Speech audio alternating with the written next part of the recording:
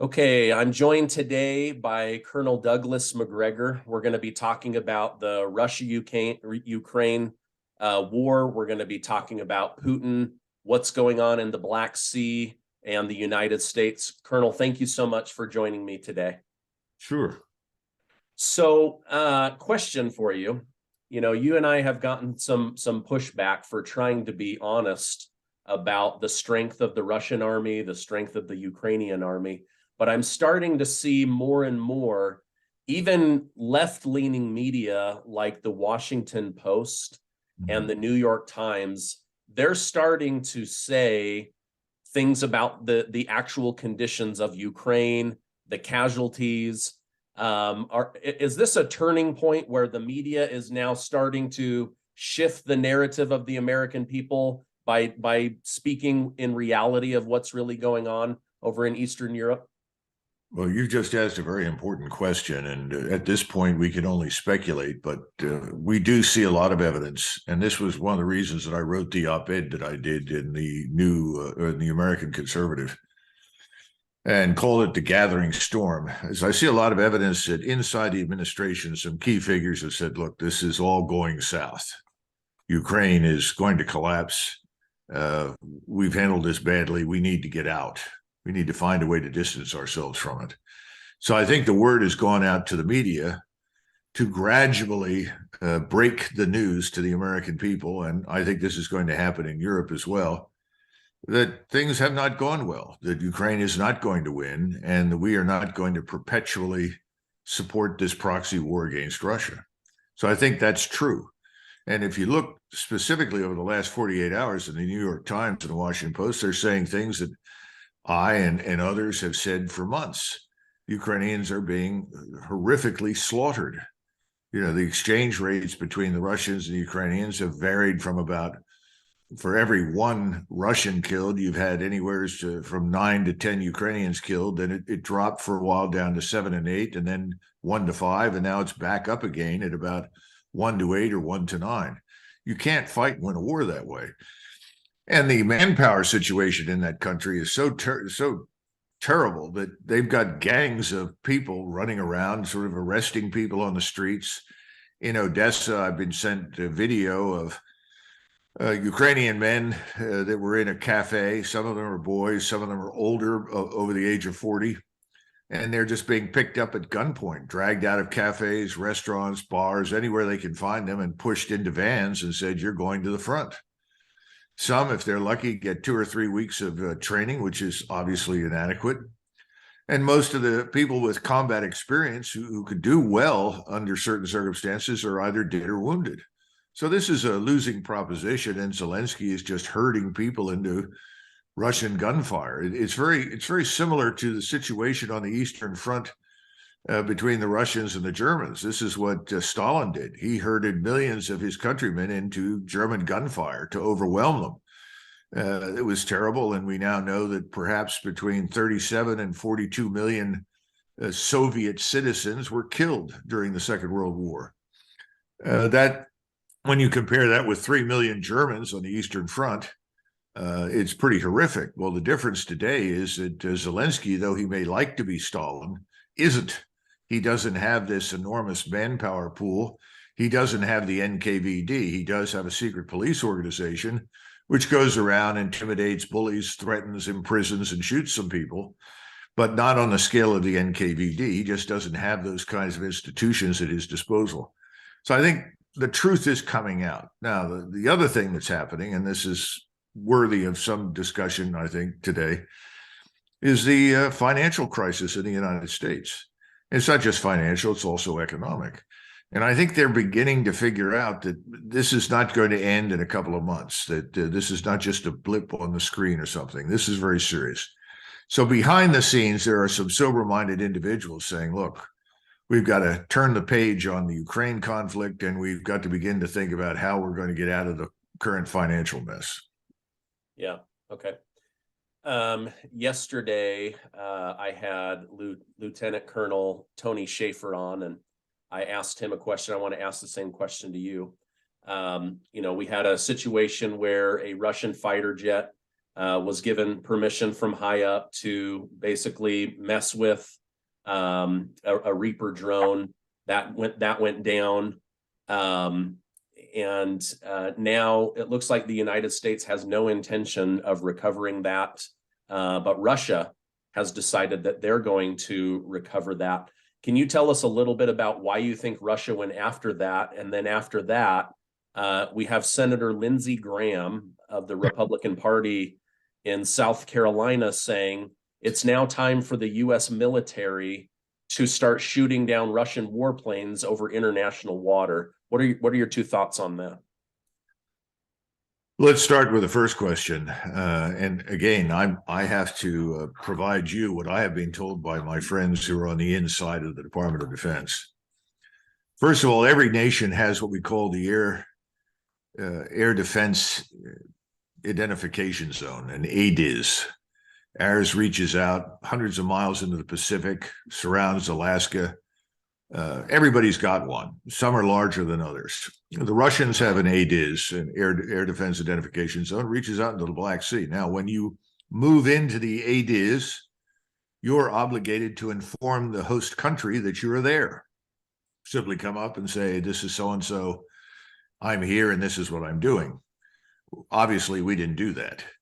Secondly, and by the way, that's what happened with the Global Hawk that we were flying through the Persian Gulf. We were right on the edge of the Air Defense Identification Zone, and it was a military reconnaissance aircraft. And under international law, since that aircraft did not identify itself, you could legally shoot it down, and that's what the Iranians did. They were actually within the limits of international law. Now, we did something else, though, that's very important. We turned off the transponder on this aircraft.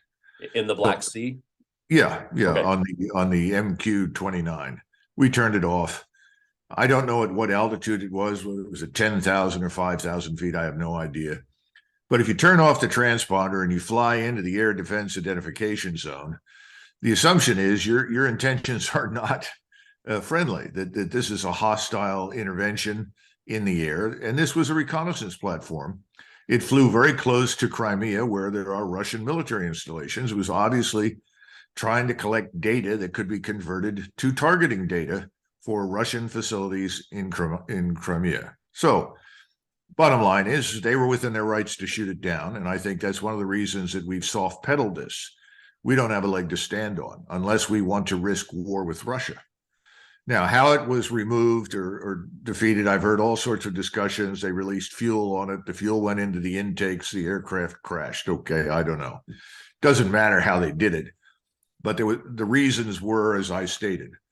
Now, as far as the expressions of great courage by Senator Lindsey Graham, the combat veteran attorney at law in the Staff Judge Advocates Corps, you know, I'm kind of tired of him. And I think most Americans are beginning to sober up and figure out that this man is, quote unquote, not channeling Ronald Reagan as he claimed when he said, well, if Reagan were president, he'd shut it down. First of all, that's nonsense.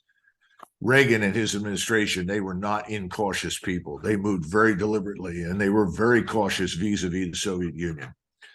Secondly, I think he's channeling the Three Stooges, because what he's suggesting is that we should then challenge the Russian military establishment and its control of the airspace over the Black Sea. That would be like flying into the Caribbean, just off the coast of Florida, and telling the Americans, if you try to interfere with me, well, then we're going to shoot you down. It's absurd. It's nonsensical. It's a disaster waiting to happen.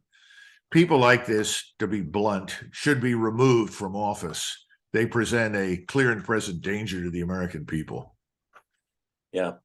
Yeah, he seems to think that you can just call for regime change whenever you want. That as we spoke in our last interview, you said that politicians take comfort in hiding behind the military. I think he takes great comfort in hiding behind the military. Speaking of the military, I watched a joint conference with General Milley and Lloyd Austin.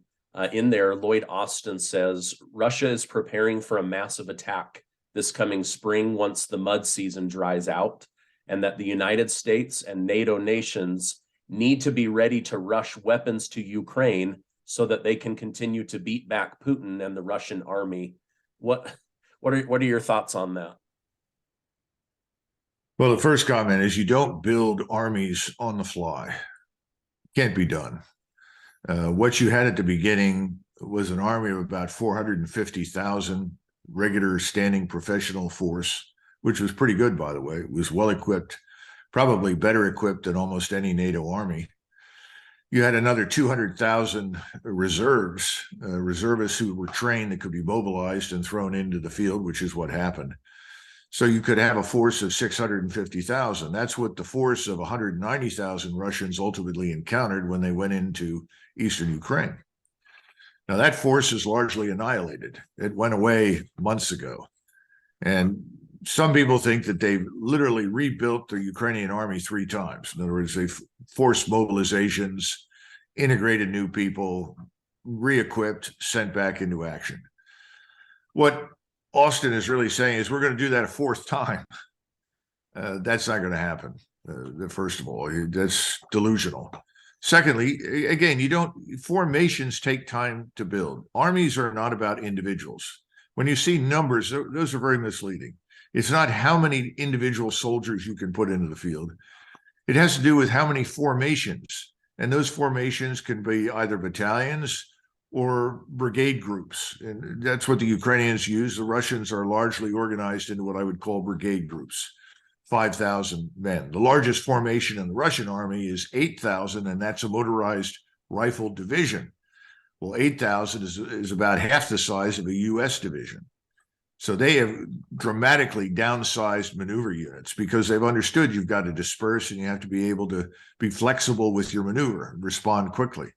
We haven't gotten there. We've resisted all that. But the point is, we're now at the stage where that simply can't be done quickly. So the notion that you can rush equipment in, people can pick it up, form on it, go into action is absurd. I'm being told that these Leopard 2 tanks that are supposed to be delivered, maybe they're being delivered now, I don't know, by Germany, that if they're going to use them, the crews are going to have to be German or Polish because the Ukrainians can't train quickly enough to employ them effectively. It's just as we have 2 Ukrainian pilots training in the United States, ostensibly for the purpose of flying F-16s. It's ludicrous nonsense. It can't be done. It won't work. So I think the game is just about up. And whatever Austin says is designed to put a happy face on the dead rat. And I think last night, Tucker Carlson made the point that looking into Milley's face, he saw a great deal of fear. And I think that's probably true because I know that behind the scenes, at least on one occasion, maybe more, Milley actually told the truth and made it clear that this is back in December. The Ukrainians have done just about as much as they can do. We ought to negotiate. And of course, he was slammed for that. And he got, quote unquote, back on the team. And he's been lying prolifically ever since. But the lies are wearing thin now. Yeah. Okay. You called the fact that Bakhmut would become basically a meat grinder. I know you probably don't take comfort in being right about things like that, especially with human casualty, and the Ukrainian people have fought so hard, and so has the Wagner group. But do you think it's now time for them to concede the area, fall back, regroup, build up ammunition and artillery for a few days, and then try and dig in and hold the line again? Or is it just at this point, they're just going to continue to throw bodies at the meat grinder? Well, Bakhmut will go down in history as having been the graveyard of the Ukrainian military. That's how terrible it's been. The losses are frightening. The Ukrainians will insist, well, we've killed some Russians. Yes, that's when the exchange rate changed from 1 to 8 or 9 down to 1 to 5. So the Russians have taken some losses, but you're now comparing 30,000 dead Russians and perhaps 60, 70,000 wounded Russians with potentially up to 250,000 dead Ukrainians, plus another 300,000 or 400,000 wounded. And most of those wounded will never return to active duty. They were so severely wounded that they can't fight again. Now, this is not unprecedented. We've seen these kinds of things. During World War I, in 110 days of fighting, because that's all that we did in World War I in 1918. We fought for 110 days. And in that time frame, we lost 318,000 men, casualties, of which 110,000 were killed. That means that in roughly every battle, we lost 1,000 dead. That's the kind of thing that's been going on in Ukraine. So it's not unprecedented, but you can't keep that up. We came into World War I at the end of the war. The French, the British, the Russians had lost millions of people.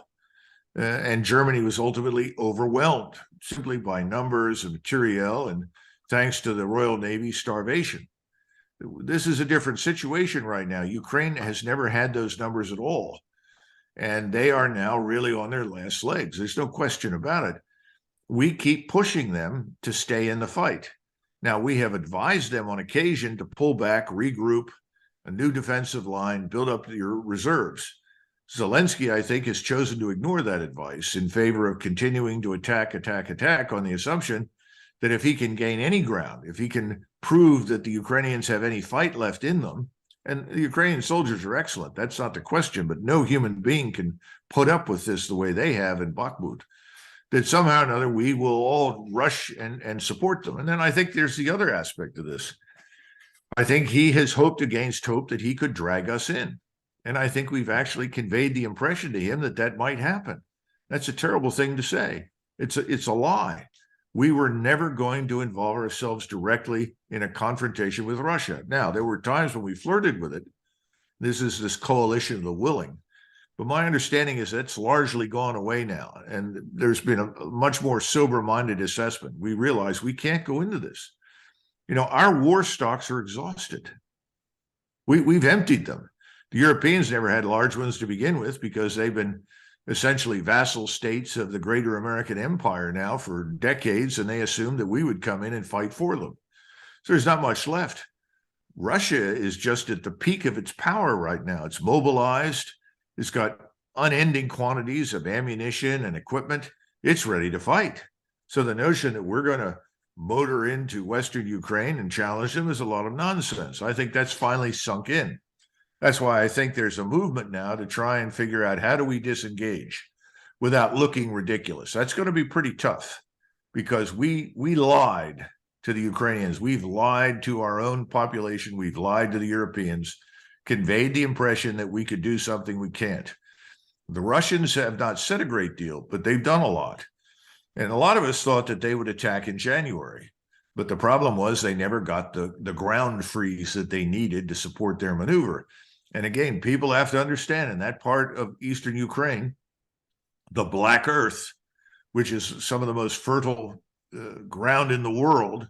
In fact, during World War II, the Germans loaded rail cars with black earth from Ukraine and shipped it back to Germany to improve their agricultural output. People don't know that.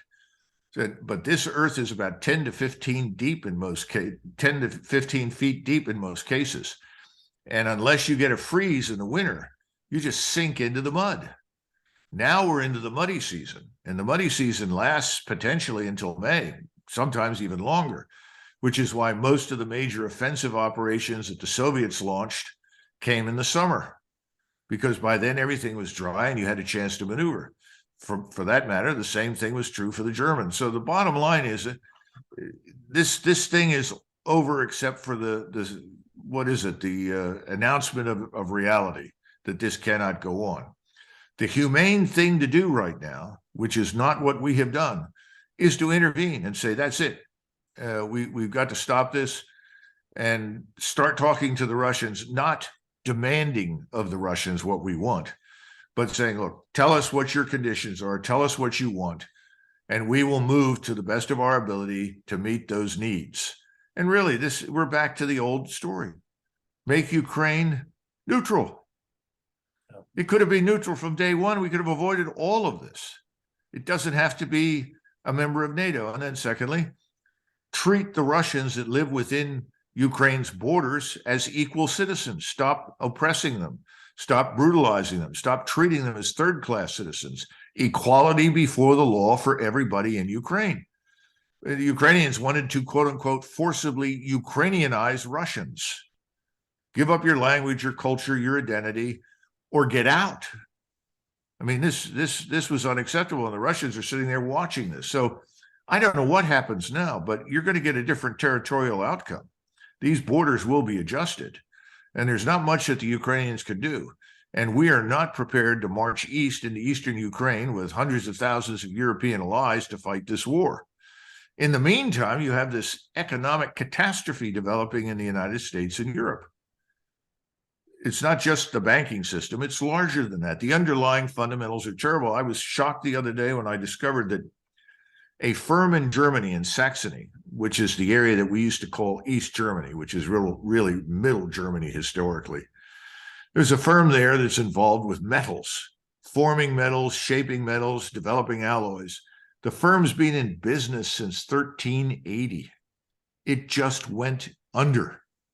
Oh, why? In Germany, this is incomprehensible. Thousands of people are losing their jobs because there's no cheap energy. Cheap energy fuels everything. What do you think happened in the United States with Standard Oil and J.D. Rockefeller? That was cheap energy. That's why between the Civil War and World War I, we became an economic, scientific, industrial juggernaut. You can't sustain yourself in that category. You can't maintain your standards of living and prosperity without affordable energy. Germany's in a lot of trouble. And I don't think the Germans are very happy about it. It's going to get worse before it gets better because you just don't turn on energy and restore your prosperity. It takes time to build back. So the old Build Back Better regime in Washington has done just about everything it can to destroy us and our European allies. Yeah, it feels like Build Back Broker, to be honest. And that's what I cover on my daily show. Okay, sticking with the energy topic and the financial situation, do you think, I don't think the United States and the media is going to hold President Biden accountable for blowing up the Nord Stream 2 pipeline. They're doing everything they can to cover for the sitting president. But I don't know that Europe cares, and they're protesting. They want answers, and they want that cheap energy, even if it's from somebody like Putin. Do you think that President Biden could be in trouble throughout the rest of this year when it comes to the financial situation and the Nord Stream 2 attack on Germany, who now, is in desperate need of affordable energy? I think things are going to get much worse here in the United States over the next 60 days.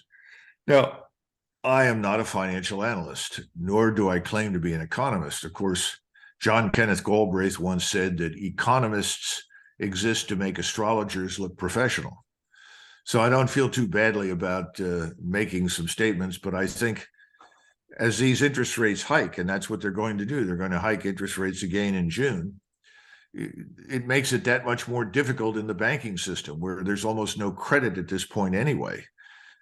You cannot have price and interest rate stability simultaneously under the current circumstances. The more you hike the interest rates, the worse the situation becomes. There's something else too. Americans don't understand very well. Washington doesn't understand at all. We are not the nation of 1991. Now, we began shipping out. When I say we, I'm talking about your ruling class of corporate bigwigs and politicians. We began shipping out our industrial base to China and elsewhere back under Ronald Reagan. Nobody ever points that out, but this process of sort of shipping it out for cheap labor costs started in the 80s. Today, we simply don't have the scientific industrial base that we did 30 years ago. So that if you restart the economy, if you will, there are not hundreds of thousands of jobs out there for people that are going to do them. When Franklin Roosevelt dragged us into World War II, we had vast numbers of factories. Our whole industrial base was sitting idle. But when we started the war, suddenly millions of people showed up and we went back to work because we had an industrial base. We don't have one now. That's a huge problem. This is what Donald Trump was talking about. He was trying to repatriate industries. He was trying to restart industry by focusing on what I would call high-end manufacturing. In other words, not low-end stuff, high-end stuff. He was trying to reinvigorate agriculture, reinvigorate the energy production systems. That's what he was trying to do. That was stopped dead in its tracks. It's going to take us a decade or more to restart all of those things in the right direction. That's the problem. You have a similar problem now in a place like Germany, because Germany is really the industrial engine of Europe. There's nobody else in Europe compared with Germany in terms of its productivity and its scientific industrial capacity. These things are going to take time. I think Biden is going to end up being the scapegoat for the left. I mean, I call him the cardboard cutout president because I don't think he's really there. I don't think he's really in charge. I think he reads and says whatever you put in front of him. And then he saunters off, to the door and walks out of the room. Others are in charge who were not elected. These are people that were either appointed or are there as assistants or advisors or something. I don't even know who they are, but I'm sure if you go down the list of the employees in the White House and some of the people that are listed as advisors, you'll find out. But those are the people running our country, not Joseph Biden. And then you have irresponsible people like Lindsey Graham and Chuck Schumer and others. They're just along for the ride. They haven't paid attention to anything. How many times have we hiked the debt ceiling? How long has this been going on? Well, it's a party. Why stop now? Open up another case of champagne. That's what's been going on for decades. It's all about to stop. So if you're on the left and you look at this catastrophe approaching, Russia wins in Ukraine unambiguously. The whole thing is a catastrophe. The Ukrainian nation is killed, literally destroyed. Millions have left the country. They're never going back. It's awful. I don't even want to begin to talk about the terrible ramifications for Ukrainians because people mistake something. They say, well, you're a Putin agent because, no, I'm not a Putin agent. I'm not necessarily pro-Russian. I'm not necessarily pro-Ukrainian. In fact, I like them both from personal experience growing up, especially with Ukrainians. It has nothing to do with it. This war should not have happened. We could have stopped it in its tracks in the first week. We could have prevented it from ever happening if we had simply listened to Moscow and what they wanted, which was no NATO nation on their borders.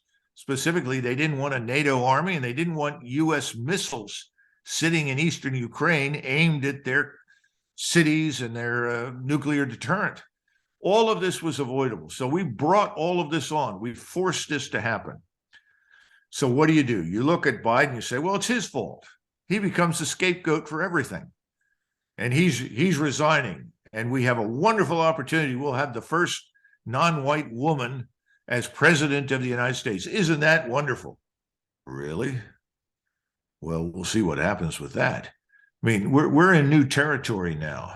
This is a world we've never seen before. We're watching this entire structure of power that has been built up over decades fall apart.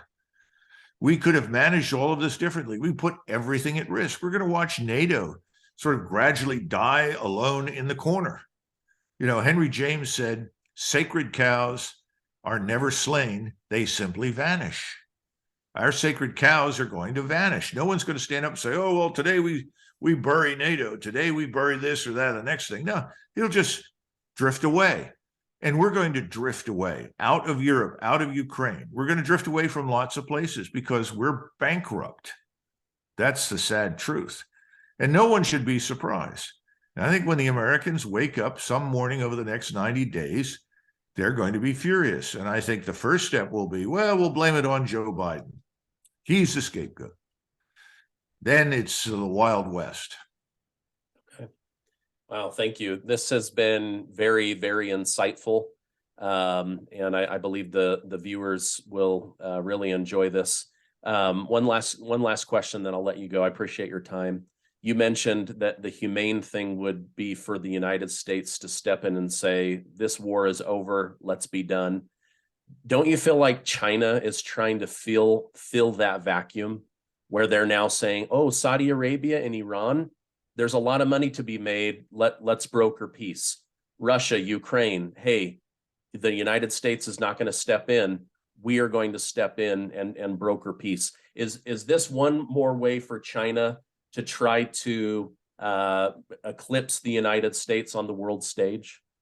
Well, first of all, I do not subscribe to the view that China wants to eclipse us. They know they can't. They have serious problems internally as well. The biggest problem China has always faced throughout most of its history is it's too big to do much more than it's already done. They have 1.4 billion people. Every day Xi wakes up and is trying to figure out, how do I hold this place together? How do I stop it from falling apart? I'm serious.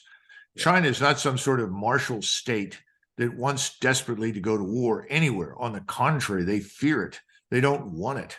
Now, when you look at Ukraine, Ukraine sits astride all of the routes, all of the railroads, and everything that comes out of Central Asia and China into Europe. China has been trying to build this thing they call One Belt, One Road. Essentially, they want to restore the commerce lines that existed under the Mongols after the Mongols conquered China, between China, Japan, Korea, and Southeast Asia and Europe. You go right across the center of Central Asia with your rail lines. This war has to stop if that's going to happen. The Chinese desperately want this war over because they want to build those lines. We want to stop that commerce. Well, that's right up there in the category of let's stop Niagara Falls. How do you stop Europe and Northeast Asia from trading with each other? If you look at Europe, Russia and Europe on one side, on the Western side, and you can add North America with this, and then on the other side, Northeast Asia. Those are the two poles of scientific industrial power and production on the planet. If those two poles go to war, the world is lost. The rest of the world desperately needs both of us. So no, the Chinese are not looking for a war, and they're not necessarily interested in displacing us. They're trying to build their commercial economic empire, if you will.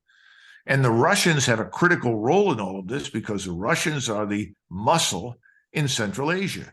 They provide security for those lines of communication, for the rail lines. No one in Central Asia trusts the Chinese. No one in Asia beyond China's borders trusts the Chinese. People are not stupid, but they're not afraid of an invasion, not a military invasion, but they're all very, very concerned about the Chinese. You know, whenever I've gone over on business in Northeast Asia, where I talk to my friends that are in Korea or Japan, they always laugh and say the same thing. You Americans are stupid. Do you see any Chinese in our laboratories, in our universities? Of course not. The Chinese do what they've always done. If you leave it on the table, they'll steal it. That's what they do. They've been doing it for thousands of years. Everyone in Asia knows everyone else. We're the ones that don't know anything because we sit back from the rest of the world convinced that we have all the answers. We're the shining city on the hill. Everybody needs to emulate us. And by the way, if you don't, we club you over the head either with our control of the financial system and the dollar or our military establishment. Well, the world is saying, no thanks. We've had enough of this. We need to be part of the world, but we don't have to bully it. And that's what we got to come to terms with. So people like Lindsey Graham and Schumer and the rest of these people need to shut up. We don't need to bully anybody. When you bully the rest of the world, you end up in a position we're in now. We're being increasingly isolated by our own stupidity. All we need to do is stop it.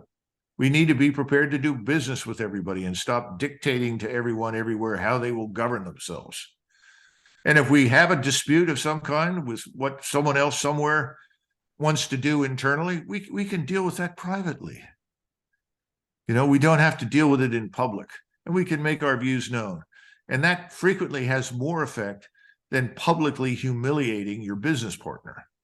So all this sort of arrogance and hubris needs to go away. Right. Thank you so much, Colonel Douglas MacGregor. We value your opinion. We value your time. Thank you for being on today's show.